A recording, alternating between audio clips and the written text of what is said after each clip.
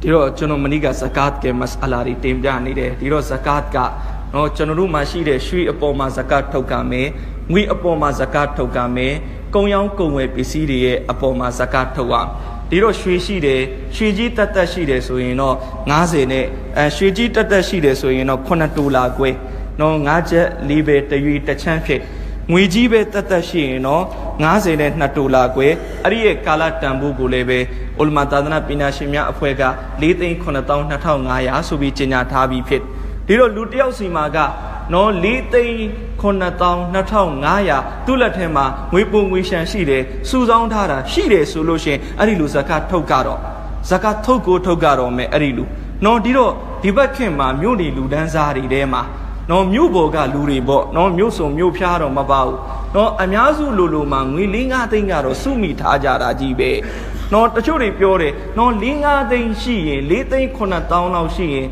Zakat, no toaro mesuro, no diro Zakat toa me do the imitam Yako mabo, Zakat Satai de do the name, Yako mabe. The sugar tabi sorkata de siare, late conatown of she on a lutio, a simply de piolu yam. A simply de piolu mayadi, Bijara tuga Zakat no toa mesuro. No pick off shit in Bamla, no to get a pianchi lebe, no lutium, we pushariatka, Piotaraga, Chonoruya, low at tape, Isirega, Tokainaramo, we boom wishan, no lutio, linga, then sumi de so in lebe that to the asimpine Jin and Lakanata Coupe. No asima pibu so that dilolu, to Dinisabi Manavian Sabu Matijao, no two wing we go to Malau Manga, Chita, Chico Vido, Tonia. We linga then Sulai Mina Jane the Ara Simpi Jane and Lakanarega Taku. No, Dido, I didn't know a simple piece in Lutio Zakat, Tobo Town she thought. Tajo General Dibakitima, Zakat Pirenia Malebe, Emerald Sibu Lu at Pasi Sibule, Kusila like the Lutioka. No, Tusima, Tuye Nauquema, we linga then Sutala, Masutabula Sura, General teacher Matina. Umafi amutamidios amutamiri so in Yadoafi, swing Abuda Tajataro to the Sutami da Jarabe. Tafamang willing out on Tatayale to the Suta da Jarabe. Ain't a coup pound to the piano toa me do Pietoabi, to Satate do Mahoto. Did I may Yaujali so in Lebe, no linga Chautayaro, she da ja, no Suta mi da ja. Did I know she may be so to Satate do Mahoto. Tajo Zakat Bime Soye, no Shariat Kaba Piotale, Zakat Ku Chonoru Pide Niama, Nasiga, we Trotoi, P also be Lulindaku Maloyau, Zakat Pide do Poma Dale Town Shire, Nazakat Ku, you tighted Dure Sigo Natwabiro Pime. No Chudabi Shaya, no Arajam Lut Tadana Pinashine Tempiare, accounts on Gabale, accounts on Gakusi Mutaji Nega Lurigo Zakat P, accounts of. No, Lutio Kuswimu rego, Chidome, good Nizate to rego, Chidome solution. No, Arilune, Luda, simply Dwamabe. Bajole Swimu Tajin, Nizate to Suratu Chini to Koti. No, who we gani la town to the Tubemani Lele Matiu, two now Chole Matiu, Tuba Lolo Lele, Mativene, Kuga Pila Yaro, Dimazawiza Washini, Piolo Meow, two a twin machine in Balolo. No, Naviro Zakat Suraga, no sing dae hack fit. No, a good debate came up, Bashini Lesro. No, Chanda de Duga, Pu Chanda Jino, Zakat light down as she did. Chanda de Duga, Pu Chanda Jino. Manitaniga Chanogo Lutio Masala Mire. No, they couldn't say she did. Tabimet taxi the town genere. They don't leave a loony, at a Zakat you booted to a la Biora. No, they couldn't say she did it. No, they don't leave a lure, taxi the town, Zakat you genere. Janopiore, they couldn't say how she beat no, Zakat Yuloya. Atua, Maure, Chano, Hupong than a Yuloya, Badua Pure, Bewa Pure, Sadavi Pura, no, Tiro Pure, Chano, Pure, Hupong than Dipong than Shida of Mane. Tabime, they couldn't say she is by Toroji, a same Nida. No, they couldn't say Nekamatono, Matachasiwa, Lolo Kainu Yadi. No, Tilo, they couldn't say she do Tioka, Zakat, Uni Mesuro, Mashire Dure, Miajiga, Batualuaro. Lisa at them, you know, Miakira, to all a human, Nene Papa, you mammo. They don't lose a lugin, the Kama to Tapibu. Tiro Miaji Mahol, Madilo Lurishi, Chanda Bide Duga, no Chanda Resra, as if Bida Duga, Chanda Buddha Zakat town, Arido town with machine. no masala ro hupongdane pilu pai dibongdane pilu pai shi gaung shi dai me chanoru pi de neya ma ro sin yere du de amya ji be no amya ji Yangon myo ma ni nede tu uma phin ne ri tait ma yauk phu de tu no ain ka ne sain ka ne tait apin ma thwat phu de tu de ka Myanmar naingan awa ma shi de Musliman ne ke achi ne da law ti mi khaung mi ma ma houတကယ်နဲ့မြန်မာနိုင်ငံအဝမ်းဟိုနေရီနော်ရွာဒီမှာမွတ်စလမန်တွေရဲ့အခြေအနေတကယ်ကိုဆင်းရဲတဲ့မွတ်စလမန်တွေဒုနေဒီပဲနော်ကျွန်တော်တို့နော်ဘိတ်ပတ်တွေပါတွေရောက်ရင်နော်အင်မတန်ဆင်းရဲတဲ့ရွာတွေရှိသလိုတချို့တို့ရွာတွေမှာဆိုရင်အာလီနေရဲ့လာကတလာလုံးနေမှာဟာဗစ်အတန်းတင်တာမိုးလေးမိုးချုပ်နော်မိုးလေးမိုးချုပ်ဟာဗစ်အတန်းတင်တဲ့ဆရာတယောက်ရဲ့လာကသွားမိကြည့်တော့4000ဟာ4000နဲ့ဘလို့စားလဲသူပြောတယ်4000နဲ့သူကသူတော့ဖြစ်သွားတာပဲနော်ဘလို့စားလဲတော့စဉ်းစားလို့တော့မတတ်တော့နော်ဒါပေမဲ့အိစီယာအဲ့ဒီမော်လီဆလာကတလာလုံးမှာ4000နော်4000ဆိုတော့ရွာကလူတွေမပေးနဲ့တချို့ဒီလိုရွာတွေရှိတယ်ကျွန်တော်တို့နေမှာနော်မော်လီဆပ်ကစားလေးတင်တယ်ပြီးွားရင်မနှက်ကြရင်သူသေးပြုတ်လေရောင်းသေးတယ်နော်သူ့ဝမ်းတထွာတော့သူပြန်ရှာစားရသေးတယ်နော်ရွာကလူတွေဆင်းရဲတာနော်ကျွန်တော်တို့ပြောတာဗောရွာကလူတွေတယောက်1000စီစုလိုက်ရင်တော့မှနော်လူ30ဆိုရင်3000ဖြစ်သွားပြီဆရာကအဲ့ဒီလကတော့မပေးမဟုတ်အဲ့ဒီရွာကလူတွေတယောက်1000စုဖို့တော့မလွယ်ဘူးနော်အားလုံးဒီနေ့ရှာလိုက်တယ်5 600 800 1000နော်ကျွန်တော်တို့ရန်ကုန်လိုမဟုတ်ဘူးလေရန်ကုန်မှာလူတယောက်ဆိုင်တစ်ဆိုင်မှာအလုပ်လုပ်ရင်တရက်5 5000ပြေးမလို့နော်ဟိုမှာလေထဲမှာတဏီကုံအလုပ်လုပ်မှာ900 600 800ရတာနော်ရိုးရွာတွေဟိုအတွင်းနေရာတွေထဲမှာနော်အဲ့လိုနေရာတွေအများကြီးရှိကျွန်တော်တို့ကမြို့မျက်စိနဲ့ပဲတိုင်းလို့မရအောင်နော်တလောကမိတ်ဆွေတယောက်ကိုပြောပြတယ်ဒီလိုအခြေအနေတွေအများကြီးရှိတယ်ဆိုတော့ तू ကယုံတော့မယုံနော်ယုံတော့မယုံဆိုတော့မြို့ပေါ်နေတဲ့သူကနော်တော်ယုံမှာမဟုတ်ဘူးဒီအခြေအနေတွေကိုနေဒီမှာကအင်မတန်မှကိုပဲဝင်နေတာနော်ကျွန်တော်တို့မြို့ပေါ်ကလူတယောက်ကိုတော့ပြောကြည့်နော်တရက်တစ်လကို3000နဲ့မိသားစုစားလို့ရမလားဆို तू ပြောမယ်တစ်လ3000ကအိမ်မှာတရက်တောင်ဈေးဖို့3000ကုန်တယ်ဆိုပြီးတော့ဒါပေမဲ့အဲ့ဒီ3000ပတ်စံကနေကလူအတွက်နေဆိုတာကနေအမျိုးပေါ်ကိုပြောတာဟိုရွာတွေဟိုအတွင်းထဲကလူတွေအတွက်တစ်လဈေးဖို့ဖြစ်ရင်ဖြစ်သွားလိစာအတန်မိတ်ဆွေညီနောင်များခင်ဗျာဒါကြောင့်ဆင်းရဲတဲ့သူတွေတကယ်လိုအပ်တဲ့သူတွေနော်ဒုနေဒီပဲသူတို့တွေကိုရှာပြီးတော့ကျွန်တော်တို့ရဲ့ဇကာတ်တွေသုံးဆွဲရအဲ့ဒီတိုင်းနောက်တစ်ချက်ကနော်ဇကာတ်ထုတ်ဖို့အတွက်ကျွန်တော်အခုနတင်ပြခဲ့သလိုရွှေငွေဥစ္စာနော်ရှရီယတ်တရားတော်မှာဆဒကာရဲ့အမျိုးအစား3ခုရှိတယ်3ခုရှိတယ်တစ်မျိုးကဆဒကာကဖရတ်ဆဒကာနော်ဖရတ်ဆဒကာဒီဇကာတ်ကိုပြောတာဇကာတ်ဒီဘဒုအပေါ်မှာတောင်းရှိသွားလဲအဲ့ဒီလိုအတွက်ဖရတ်နော်နောက်တစ်မျိုးကဝါဂျစ်ဆဒကာဝါဂျစ်ဆဒကာကစုစုပေါင်း3မျိုးရှိတယ်တစ်မျိုးကကုရ်ဘာနီလူတယောက်ကုရ်ဘာနီလုပ်ဖို့တောင်းရှိတယ်သူကုစီမှာကုရ်ဘာနီလုပ်တယ်အဲ့ဒါဝါဂျစ်တောင်းသူအတွက်ဝါဂျစ်ဆဒကာဒီတိုင်းမဲ့ဆဒကာတုလ်ဖီတရအိဒ်နီမနမှာပေးရတဲ့ဆဒကာရဲ့ဖီတရနော်အဲ့ဒါဒီလေဝါဂျစ်ဆဒကာဖီတရာပေးခြင်းနော်ဒီတိုင်းပဲနောက်ထပ်ဝါဂျစ်တစ်ခုကနော်လူတယောက်ကသူနဇာကိုးလိုက်တယ်ငါအိမ်မှာငါသားလေးနေမကောင်းဖြစ်နေတယ်သူနေပြန်ကောင်းသွားရင်ငါပတ်စံ3သိန်းလူမယ်နှုတ်မဆိုရင်နွားတကောင်လူမယ်နဇာကိုးလိုက်တယ်သူကလေးနေကောင်းသွားတယ်အဲ့ဒီအချိန်သူ့အတွက်ဒီနွားလူဖို့ဒီပတ်စံ3သိန်းလူဖို့ဝါဂျစ်ဖြစ်သွားပြီလူကိုလူကနော်နဇာကိုးလိုက်တယ်ကြိုပြီးကိုးလိုက်တယ်အဲ့ဒါကဝါဂျစ်ဆဒကာနော်ဒီတော့ဖရတ်ဆဒကာရဲ့ဝါဂျစ်ဆဒကာရဲ့နောက်တစ်ခုကနဖီလ်ဆဒကာနဖီလ်ဆဒကာကတော့အင်မတန်ရိုးရှင်းပဲကျွန်တော်မှဘာမှရည်ရွယ်ချက်တွေရည်စူးထားတာတွေမရှိဘူးစိတ်ကူးပေါက်လာတယ်လှူခြင်းတန်းခြင်းလာတယ်လှူလိုက်တယ်အဲ့ဒါနဖီလ်ပဲနော်ကျွန်တော်လူချင်းတန်းနောက်ဆုံးနော်ကိုမိတ်ဆွေကိုခေါ်ပြီးတော့ဆိုင်မှာမုတ်ဝဲချွေးလိုက်တယ်အဲ့ဒါလည်းနဖီလ်ဆဒကာပဲကိုအိမ်သူအိမ်သားတွေကိုခေါ်ပြီးမုတ်ချွေးလိုက်တယ်အဲ့ဒါလည်းနဖီလ်ဆဒကာပဲနော်ဆဒကာဆိုတာကလှူဒန်းခြင်းအကုန်လုံးကိုဆဒကာလို့ခေါ်နော်ဥမာဖြစ်ကျွန်တော်တို့ကထင်ကြတယ်ဟာဆဒကာဆိုတာစင်းရဲသားကိုပေးတဲ့ပတ်စံအဲ့ဒီလိုမဟုတ်နော်ရှရီယတ်ကဟာဒီသ်တွေကိုကျွန်တော်လေ့လာကြည့်တမန်တော်မြတ်ကြီးအမိန့်ရှိတယ်ကိုဇနီးတဲ့ကိုအမျိုးသမီးကိုထမင်းတက်လို့ခွန်ချွေးတာတော့အဲ့ဒါဆဒကာပဲလူတယောက်ကိုပြုံးပြီးဆက်ဆံတာအဲ့ဒါဆဒကာပဲအားလုံးဆဒကာနော်ဆဒကာဆိုတာဆဒကာထဲမှာအဆင့်တွေကွဲသွားတယ်ဒါပေမဲ့ကိုယ်စီကနေနောက်တစ်ယောက်ကိုပေးဆက်မှုပြုတ်လိုက်တာမှရင်အကုန်ဆဒကာပဲနော်ဒီတော့ခင်ပွန်းတဲ့တယောက်ကကိုယ့်ရဲ့အိမ်သူအိမ်သားဇနီးတွေကိုမုတ်ဖိုးပေးတယ်အိတ်အဝေးဖိုးပေးတယ်စားဖို့တောက်ဖို့တွေပေးနေတယ်ဒါလည်းဆဒကာပဲနော်ဒါလည်းကိုရရောမှုတစ်ခုကိုတုတ်ပေါ်ပြတာနေတာပဲနော်ဒီတော့ဆဒကာရဲ့အဆင့်အတန်းတွေကွာသွားတယ်နဖီလ်ကဝါဂျစ်ကနော်ဖရတ်က နော်ဒီတော့နော်တခါတခါကျွန်တော်တို့ကိုလုတ်တဲ့စဒကာဘာလေးလေးသိဖို့လိုတယ်နော်ကျွန်တော်တို့ကျောင်းနေမှာဆိုရင်တချို့မိတ်ဆွေတွေရှိတယ်စိတ်တွေနွားတွေလာပြီးတယ်ဘိုင်နော်စဒကာပြီးတာတော့မှန်တယ်ဒါပေမဲ့ဘာစဒကာလဲမိတယ်နဖီလ်အတွက်ပြောသွားချက် तू မသိဘူးဘာစဒကာလဲမသိဘူးနော်ဒီနေရာမှာကျွန်တော်တို့သိရကျွန်တော်ဦးနာပြောပြသလိုပေါ့ယေရှုထားတယ်ငါဒီကိစ္စအောင်မြင်ရင်နွားတစ်ကောင်ပေးမယ်စိတ်တစ်ကောင်ပေးမယ်တကယ်အောင်မြင်သွားတယ်အဲ့ဒီအချိန်သူ့အပေါ်မှာဝါဂျစ်ဖြစ်သွားပြီနော်ပေးဖို့အဲ့ဒါဝါဂျစ်စဒကာနော်မဟုတ်ကိုစိတ်ကူးထားပေါက်လို့နော်ကျောင်းနေပလီတွေဘန္ဒရစာတွေတွားယတင်ခနာတွေတွားပြီးလှူဒန်းပေးကန်လိုက်တယ်နော်နှုံးမဆိုရင်လည်းပဲနော်ရှေ့မှာလုံးမဲ့အလုပ်တစ်ခုအောင်မြင်ပြီးပါစေဆိုတဲ့ရည်ရွယ်ချက်နဲ့ဒီတိုင်းပဲနော်တွားပြီးတော့လှူဒန်းပေးကန်လိုက်တယ်အဲ့ဒါကနဖီလ်ဆတ်ကာနော်ဒီနှစ်ခုကလှူတဲ့သူလဲကွဲဖို့လိုအပ်တယ်လို့သုံးတဲ့သူလဲအလှလက်ခံတဲ့သူလဲကွဲပြပြသိဖို့လိုအပ်ဘာကြောင့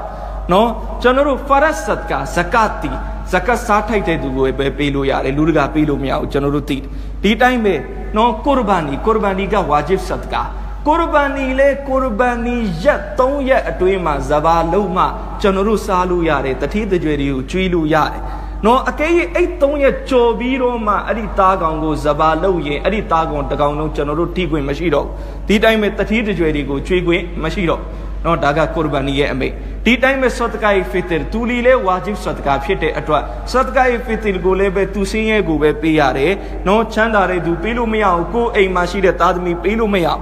းဒီအတိုင်းပဲကျွန်တော်တို့နဇ်ဂေဆဒကာ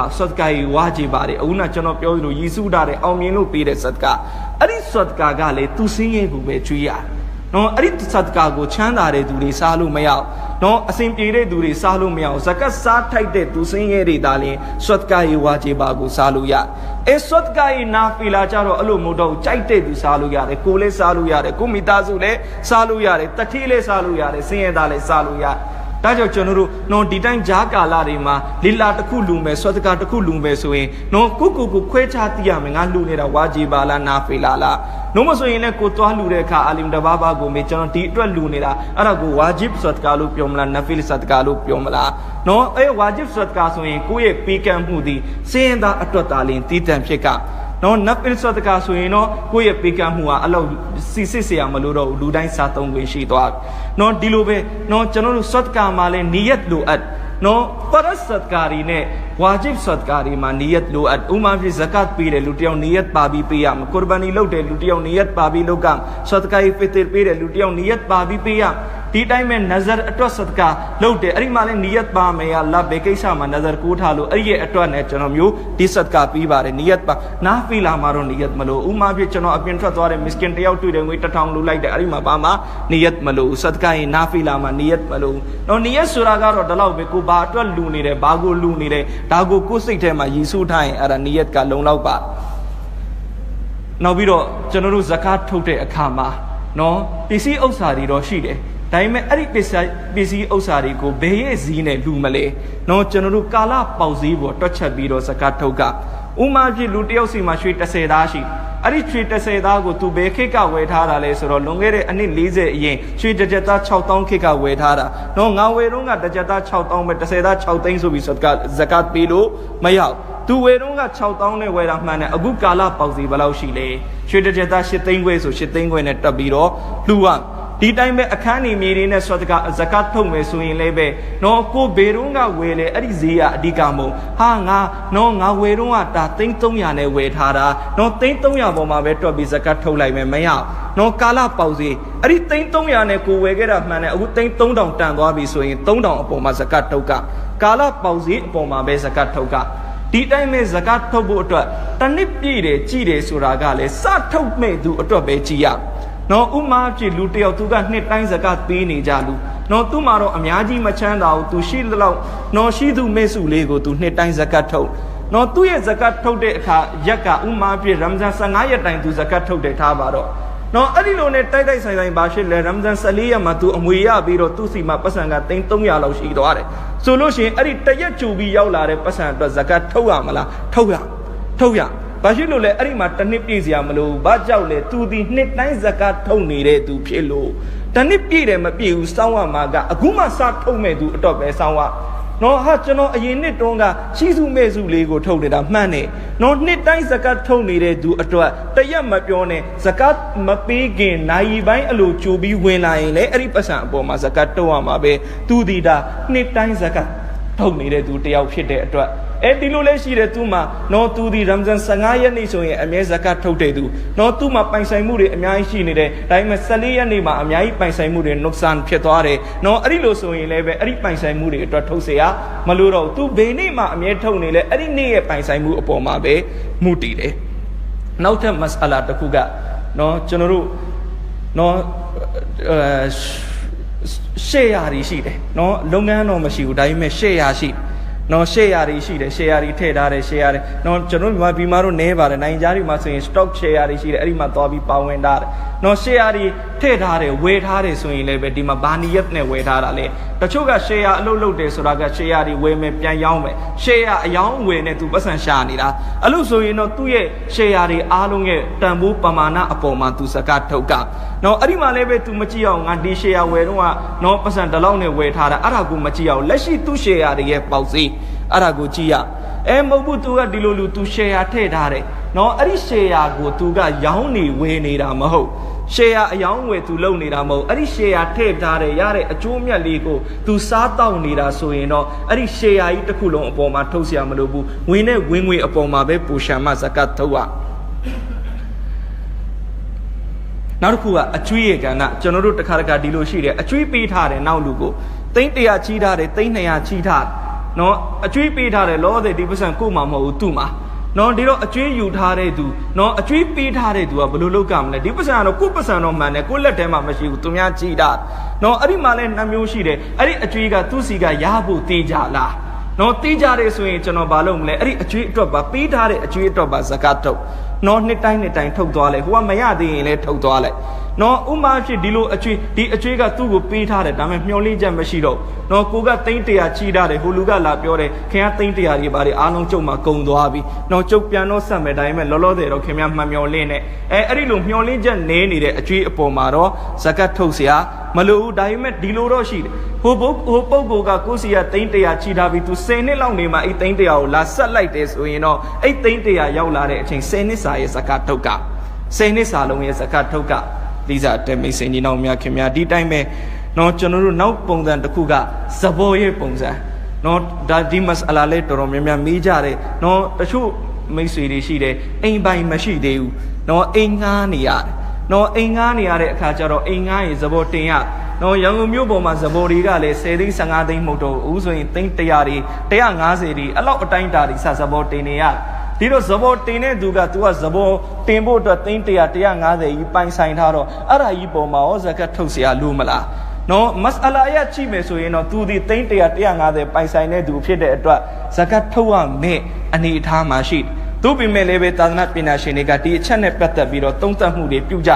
ြနော်ဟာဇတ်မောလာနာခါလီစိုင်ဖူလာရာဟ်မာနီဆိုတဲ့ပုဂ္ဂိုလ်ရှိတယ်ဒီတိုင်းမဲ့မဟ်မူဒ်ဖတ်တဝါဆိုတဲ့ကျမ်းရှင်ရှိတယ်သူတို့ကဒီအချက်တွေကိုသူတို့သုံးသပ်ဇဘောနဲ့အိမ်ငားနေတဲ့သူကဘီဂျာရာအိမ်တလုံးမဝယ်နိုင်လို့သူဇဘောနဲ့အိမ်ငားနေတာနော်ဒီတော့ဒီဇဘောအပေါ်မှာဒါသူဇကတ်ထုတ်ရမယ်ဆိုလို့ရှိရင်နော်သူ့ကိုဒါအင်မတန်မှကိုပဲသူ့အတွက်နော်အင်မတန်မှကိုသူခက်ခဲသွားလိမ့်နော်သူဒီဟိုအိမ်ပိုင်သမားတက်ဆိုင်သူနှိပ်တယ်လေနော်အိမ်ပိုင်သမားကအိမ်ဝယ်နိုင်လို့အိမ်ပေါ်မှာနေနေတာ तू ကဇကတ်ထုတ်เสียမလို့တော့ဟိုဇဘောသမားကအိမ်ပိုင်မဝယ်နိုင်လို့ဇဘောတင်ပြီးနေရတာဒီတော့ဒီဇဘောဒီသူ့ရဲ့မရှိမဖြစ်လိုအပ်တဲ့ဘဝအတွက်လိုအပ်တဲ့ပတ်စံထဲမှာပါသွားပြီအဲ့ဒီအတွက်ကြောင့်မလို့နော်ဒီပညာရှင်တွေကဒီလိုပြန်ပြီးတော့ဖတ်သွားထဲမှာရေးတယ်ဇဘောငွေနဲ့ပတ်သက်ပြီးအိမ်ရှင်ဇဘောယူထားတဲ့အခန်းရှင်လည်းပေးเสียမလို့သလိုနော်ဇဘောပေးထားတဲ့အခန်းငှားလည်းပဲဇဘောငွေနဲ့ပတ်သက်ပြီးပေးเสียမလို့ဘူးဆိုပြီးတော့တင်ပြဒီတိုင်းပဲတချို့လူတွေဒီလိုလုပ်ငန်းလုပ်တယ်ဘလို့လုပ်ငန်းလဲဆိုတော့ငားမွေးတယ်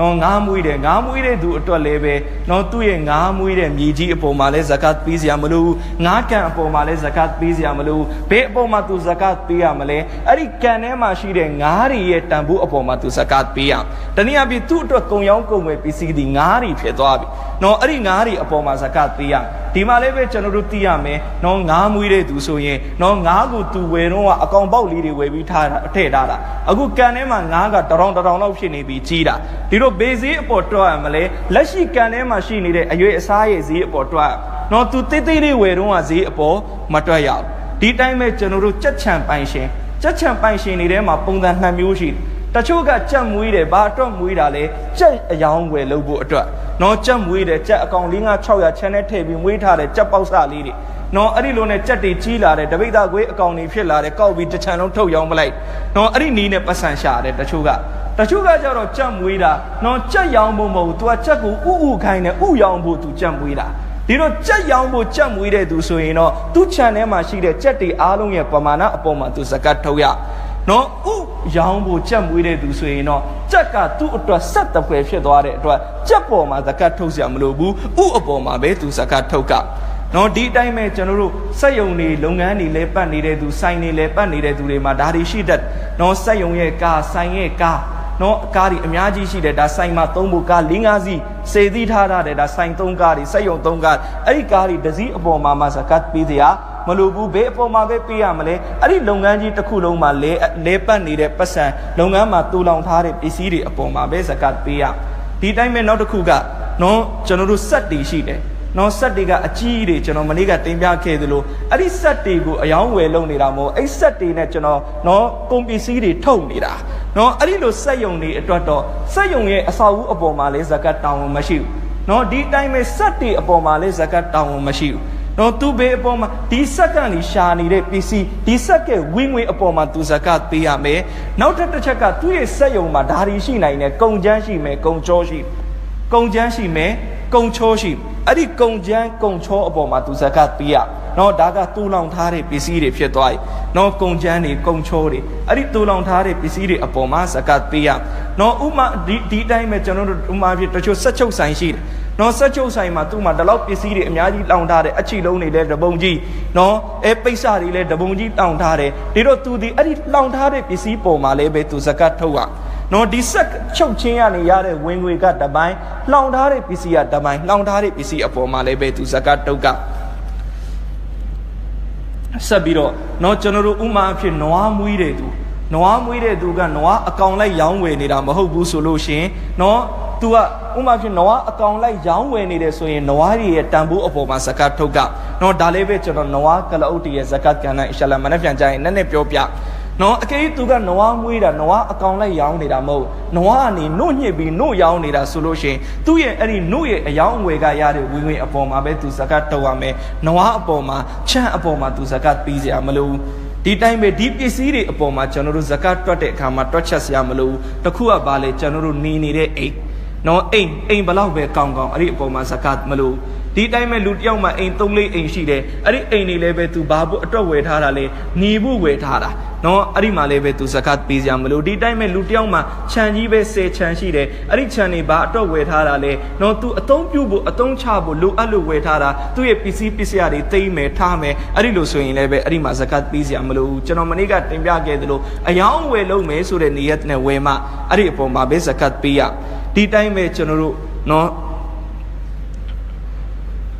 အင်ဂျီတွေအသုံးဆောင်တွေပစ္စည်းတွေနော်ဘလောက်ပဲတန်ဖိုးရှိတာကြီးတာတွေရှိပါသေးအဲ့ဒီအပေါ်မှာဇကတ်ပေးလူတယောက်စီမှာ10 သိန်းတန်တဲ့အင်ဂျီအထက်100ရှိရင်လည်းပဲအင်ဂျီအပေါ်မှာဇကတ်ပေးစရာမလိုဘာကြောင့်လဲဒါဒီသူ့ရဲ့ဝိပို့ရဲ့လိုအပ်ချက်အဖြစ်နဲ့သူဝယ်ထားတာဒီတိုင်းပဲအိမ်သုံးပစ္စည်းတွေဘလောက်ပဲတန်ဖိုးကြီးတာတွေရှိနေပါသေးနော်ကျွန်တော်တို့အဲ့ဒီအပေါ်မှာဇကတ်ပေးစရာမလိုဘူးကို့မှာဒီလိုရှိတယ်ဥမာပြအိမ်မှာဘီရိုနှလုံးရှိတယ်နော်တလုံးတန်ဖိုးလည်းမသိဘူးနော်တလုံးကတော့ကိုသုံးနေတယ်နောက်တလုံးကဒီတိုင်းအပူထားတာဘာမှလိုလဲမလိုအပ်ဘူးသူကတိတက်အပူကြီးဖြစ်နေတယ်နော်အဲ့ဒီလိုဆိုရင်လေအဲ့ဒါကိုမှကျွန်တော်တို့ကိုဘယ်မှာတွက်ရမှာလဲစတ်ကာယဖီတရမှာပဲထည့်တွက်ရမယ်ဇကတ်မှာထည့်တွက်စရာမလိုဘူးနော်စတ်ကာယဖီတရကြရင်တော့အဲ့ဒါတွေကိုကိုယ့်ရဲ့ပိုင်ဆိုင်မှုရဲ့အပူအဖြစ်နဲ့ထည့်တွက်ရ zakat မှာကြတော့အဲ့ဒီအပိုတွေလဲဥမာဖြစ်ဒံအိုးကြီးတွေအိမ်မှာ၄-၅ လုံးရှိတယ်လိုတာတစ်လုံးတော့ပဲလိုတာအဲ့ဒီ၄-၅ လုံးတွေလဲအပိုပစ္စည်းစိမ်းနဲ့မှထည့်တွက်စရာမလိုဘူးဒီတိုင်းပဲကားတွေ၄-၅ စီးရှိနေတယ်တရက်ကိုတစ်လှည့်စီဒီနေ့ဒီကားစီးရင်မနေ့ပြန်ဟိုကားစီးတယ်နော်တို့ပေမဲ့စီးဖို့ပဲဝယ်ထားတာအဲ့ဒီကားတွေအပေါ်မှာလဲ zakat ထည့်တွက်စရာမလိုဘူးဒီတိုင်းပဲကျွန်တော်တို့အိမ်တွေမှာရှိတယ်နော်အိမ်ရဲ့ furniture တွေနော်ဘယ်လောက်ပဲတန်မိုးကြီး furniture တွေရှိအဲ့ဒီ furniture တွေအပေါ်မှာလဲ zakat ကျွန်တော်တို့ထည့်ပြီးတော့တွက်စရာမလိုအပ်ဘူးဒီတိုင်းပဲအိမ်မှာနော်ကျွန်တော်တို့စာအုပ်တွေရှိတယ်နော်တချို့ခေပနာဓာတ်တွေဖြစ်ရင်လည်းဖြစ်မနှုံးစိမ့်နဲ့မော်လီစာတွေဖြစ်မယ်နော်စာအုပ်တွေဝယ်ထားတယ်စာအုပ်ကသိန်း100ဘူးလောက်ရှိတယ်အားလုံးဖတ်ဖို့ဝယ်ထားတယ်ရောင်းဖို့ဝယ်ထားတာမဟုတ်နော်အဲ့ဒီစာအုပ်တွေပေါ်မှာလဲ zakat ထုတ်စရာမလိုဘူးနော်ဒီတိုင်းပဲအိမ်မှာရှိတဲ့ကြောက်မြတ်ယရနာတွေအဲ့ဒီထဲမှာရွှေမပါဘူးငွေမပါဘူးနော်ကြောက်မြတ်စိတ်နေနော်ဗရမ ्या တွေနီလာတွေအဲ့ဒီအပေါ်မှာလဲ zakat ထုတ်စရာမလိုအောက်ဒီမှာတချို့မေးသေးတယ်ဆရာရွှေဖြူမှာရော zakat ထုတ်ကမလားနော်ရွှေဖြူဆိုတာနော်ဘာကိုခေါ်လဲ platinum ကိုခေါ်တယ်လို့ပြောတယ်နော်အဲ့ဒါတော့ဒီမှာရွှေဖြူအမှန်တကယ်တော့ platinum ပေါ့ platinum အပေါ်မှာလဲ zakat ထုတ်စရာမလိုဘူးနော်ရွှေမှာပဲ zakat ထုတ်ကတို့ပေမဲ့ကျွန်တော်တို့ဒီလိုလူသူကကြောင်းမြတ်ယရနာတွေစိတ်နေနီလာတွေဗရမ ्या တွေ platinum တွေကိုဝယ်ထားတာသူဝစ်ဖို့ဝယ်ထားတာမဟုတ်သူအဲ့ဒါတွေကိုအယောင်းဝယ်လို့ဝယ်ထားတာဆိုရင်တော့နော်အဲ့ဒီလူဟာအဲ့ဒီပစ္စည်းတွေရဲ့ပမာဏအားလုံးရဲ့ပမာဏအပေါ်မှာသူ zakat ထုတ်ကမဟုတ်ဘူးကိုယ့်အိမ်မှာကိုဒီလိုပဲသိမ်းထားတာဝစ်ဖို့ပဲဝယ်ထားတာအဲ့ဒီလိုဆိုရင်တော့အဲ့ဒီအပေါ်မှာ zakat ထုတ်เสียမလို့ပါဘူးအင်ရှာလာကျွန်တော်မနက်ဖြန်ကြရင်တော့ zakat ကိုဘယ်နေရာတွေမှာသုံးစွဲခွင့်ရှိတယ် zakat ကိုဘယ်သူတွေကိုပေးလို့ရတယ်ဘယ်သူတွေကိုပေးလို့မရဘူး zakat ပေးခြင်းရဲ့စီကံချက်တွေနဲ့ပတ်သက်ပြီးတော့ဆက်လက်ပြီးတော့တင်ပြသွားပါမယ်အလ္လာဟ်ရှင်မြတ်သခင်ကျွန်တော်တို့အားလုံးကိုတင်ပြပါအချက်လက်များလိုက်နာနိုင်တဲ့တောဖစ်ချင်းမြတ်တော်မူပါသည်အာမင်ဝါဟာခီရူတာဝါسبحان ربي الأعلى الوهاب اللهم صل على سيدنا محمد وعلى آل سيدنا محمد وبارك وسلم ربنا آتنا في الدنيا حسنة وفي الآخرة حسنة وقنا عذاب النار اللهم إنا نسألك رضاك والجنة ونعوذ بك من سخطك والنار اللهم إنا نسألك العافية ودوام العافية والشكر على العافية اللهم إنا نسألك من خير ما سألك منه أبدك ونبيك محمد صلى الله عليه